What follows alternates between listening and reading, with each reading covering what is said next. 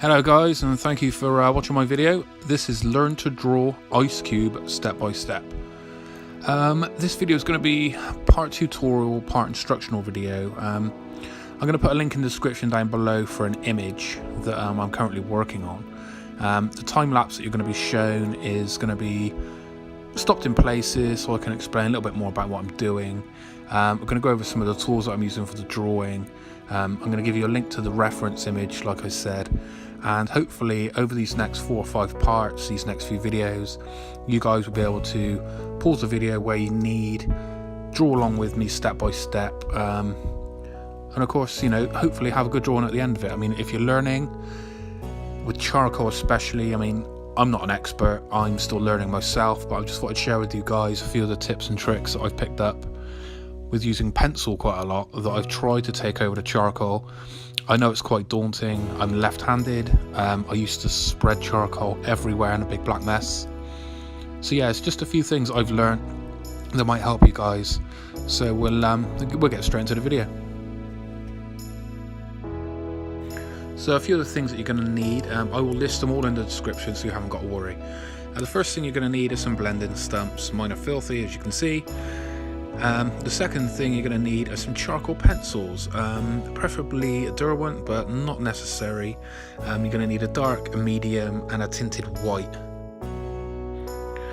You're also going to need a mechanical pencil, doesn't really matter what kind of quality mechanical pencil, an eraser, preferably an electric eraser, because we're going to do quite a lot of stippling with that to erase certain parts. A normal eraser just to get rid of any smudges. Two things, you're going to need a Premier Prismacolor black and a white gel pen just for a few highlights, and then hopefully you will have something that looks similar to this. And don't forget guys, if you need to, remember to pause wherever you want. Right then guys, so as you can see, I've started off by using a medium black. Froze it there simply because I go straight in with a blender just to, you know, smooth out any rough bits. I start off with the ear because obviously I'm left-handed and I do smudge a hell of a lot, so I try to work from right to left. Smudging in with the blender just to soften all of these edges. Don't go too dark straight away, try and use the blender as much as possible, and that way when you come to highlight you can take a little bit off. Obviously I'm using the electric eraser already just to highlight certain bits. It is really helpful when you start getting through the picture that you've already got some of that stuff already done. I also use the white quite a bit at the start. As I get through, I tend not to use it as much, but just as a starting point to sort of gauge some tones, I do kind of put it in there to get some value so I know sort of how dark the darks actually have to be compared to the white. Same with the stippling effect that I use with the eraser, so I sometimes go over the dark with the white in little dots here and there, blend in with the stump just to lighten the area. It works really, really well. And starting off with a bit more of the hat now. I've paused it there just to let you know that the darks, when you start putting them down, try and smudge them in almost as soon as they're down.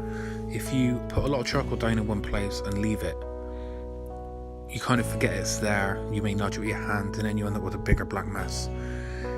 After you've put a lot of thick black charcoal down, blow the excess away and then blend it in, and that way if your hand does happen to rub over it, if you don't have any fixative, you will not create such a big black mess. On the bottom of the ear now, and I'm sort of blending in to try and get some shadow under that ear. As you can see from the reference image, it does get quite dark in places under there, so try and get some of that down now, so that when you start taking off for the detail with the eraser later on, it's already dark in those places it needs to be. On the earring, in a minute you'll see that I go in with a Prismacolor pencil quite quickly to try and get those details in that now and leave that paper white. Nothing's whiter than white, obviously. If you start going over with a charcoal pencil, that earring isn't going to shine. But the only trouble is with Premier pencils and charcoal, be sure of the marks you're going to make with that pencil, because charcoal does not go over the top of it very well. And another thing I want to say is don't try and take this video as an I'm telling you what to do video. It's just tips and things that might benefit you when you come to draw like this. Using the reference image, I chose it simply because it was quite challenging in places, a lot of darks, quite a few lights, lots of skin texture. Really give yourself a challenge. Drawing stuff that's too simple, you won't really improve as much as you hope you will, simply because you're not pushing yourself to try and improve. Let me say, got some more darks going down now. The darks that I'm putting down are merely just so I know sort of the beard shape. I mean, the beard is quite clean cut on the image, so having that down now, even though I'm left-handed and I will be working on the other side of that beard in time, I'm getting it down now, and I'm going to have to just be extra careful where I put my hand. Some shadowing going down on the peak of the cap that comes down onto the top of that part of the face there. Now you can see I don't stick to one place, I do move around quite a bit. You may want to pause the video in places, do a little bit on a certain area and then come back, but I sort of, if I'm working on an area the size of my fist, I will dot about in that area in different places. Right, moving down towards the neck now, blended in some of those shadows and some of that darker tones, I'm stippling with the pencil, trying to get some of the details into that skin. And this is one of the lighter places on the picture, so I do go in quite a bit with the eraser, with the white, trying to get some of those dimples and those imperfections in the skin out as the light's catching it. I do use a mechanical pencil for some of these details, as you can see, blending over the top with a stump again just to smooth it out. Yeah, it does seem to work quite well. Quite a lot of people have different techniques. This just seems to work better for me. Like I said, I'm bringing tools and tricks that I've used in pencil quite a bit over the charcoal, and it's adapting it quite well. Obviously I've gone in with the gel pen there quite early on. People tend to leave it at the end. I normally do as well, but for this video, step by step, I'm putting it in now just so you guys can see. Like I said, I do like to dot around the picture quite a bit. If I'm working on a certain area, I will move down to another area completely randomly if I see something that I may need to correct, or if I fancy a change. So obviously I'm working down the part of the beard here now, just getting a few lines in, and then I drop immediately back down. After I've done a few of the dark lines that I need for the beard, I will then drop down to the neck and start filling in that area so that I know that that skin tone matches the skin tone that I need before I put the majority of that black down. I might have spotted a few highlights that I needed correcting there. Anyway, I'm back down on the neck now, and I'm filling in bigger blocks of this shadow, going over with the medium charcoal pencil. Not too dark at this point, just enough to get a base tone down. You can go over with the pencil later on with some more details with the darker charcoal, pick out some of those darker spots, maybe pick out some of the lighter spots with the white. Blend lightly after you've put in those darker spots, because that black will just smudge, and then you'll get an even darker base tone that you don't really need. So go light with the stump. Coming into the dark corner now, there is a microphone on this piece. There's fingers, hands, there's face, there's a cap, so lots of different textures to try. That's why I chose this image. And the beard now, and we start filling in the beard in a second after I've done these skin tones and these values, and you'll see what I do in a second. And as I mentioned before, I'm now going over that light medium charcoal base tone that I put down with the darker pencil. Some of it is with the medium pencil again, but I'm filling in all these dimples, all these little crevices in the neck. It's quite hard to get that with charcoal because sometimes you can't get the pencil sharp enough, but for an A2 drawing, which I'm doing here, the details don't have to be that precise. I'm rubbing over lightly with the blender, trying to get it all looking the same sort of tone, and then going over a third time with the dark, just really darken out those areas that need to be dark.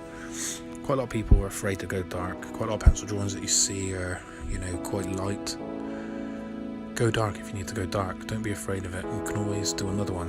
It's no big deal. Art is art. You don't have to stick to the rules. Just do what you want.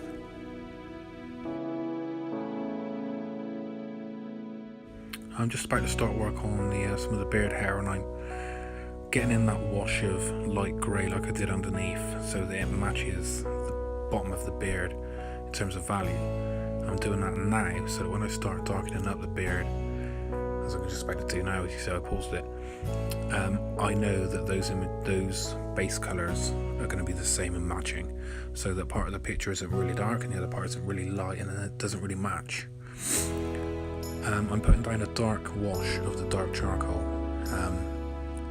That's going to be blended in with a stump, so that when I start going over with some of the finer details in a second, I've already got a nice dark sort of undertone, so there's no white bit showing through the paper. Blending in as I go and making sure that all of the beard has that darkness that obviously up by the ear has got. Just finish off a few of the tones on the cheek before I start filling in some of that beard. I mean, it's, just use my hands there. Sometimes you can use your hands. Sometimes people say that the oil on your hands alters the image, and sometimes you get fingerprints. Alright, so I'm going in with a mechanical pencil. I'm just lightening in a few of the hairs there, and now I'm going down the side of that cheek with some of the imperfections on the face, quite close to where that beard's going to be, so that when I start darkening up that beard later on, I can go up over some of those tones and it sort of blends in, so I haven't got a black line with beard and the other side of the line face. You don't really want that. You want it to sort of look like the hair is attached to the face. So now I'm just finishing off those tones. There's quite a lot of stippling in these pictures, and it does take a long time. It is very time consuming, but the effect overall is a lot better than what you would get with just a single grey wash.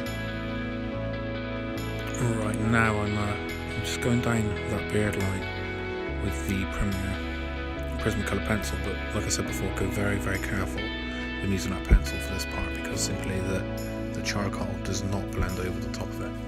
Maybe because it's a waxy surface on the pencil and it's on the paper, the charcoal just doesn't seem to go over it as well. So go really careful on those parts. Make sure that those black pencil lines that you're doing are in the right place, because they're very hard to correct.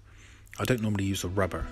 I very rarely use a rubber, only for erasing like highlights. I haven't used a rubber at all as yet on this piece, so if you follow these instructions you may be able to avoid a lot of those mistakes that maybe you'll spend a lot of time erasing instead of drawing. And that is nearing the end of part 1. Obviously part 2 will be out very, very soon, so make sure you subscribe, like and share this video. Put your comments down below if you want to, if you want me to answer any of your questions. I'll be happy to do so. I'll try to reply to everybody that I possibly can, but put a like, subscribe, so that when part 2 comes out you'll all be ready, you have your notification and you can get cracking on part 2. Thanks for watching, and I'll talk to you in part 2.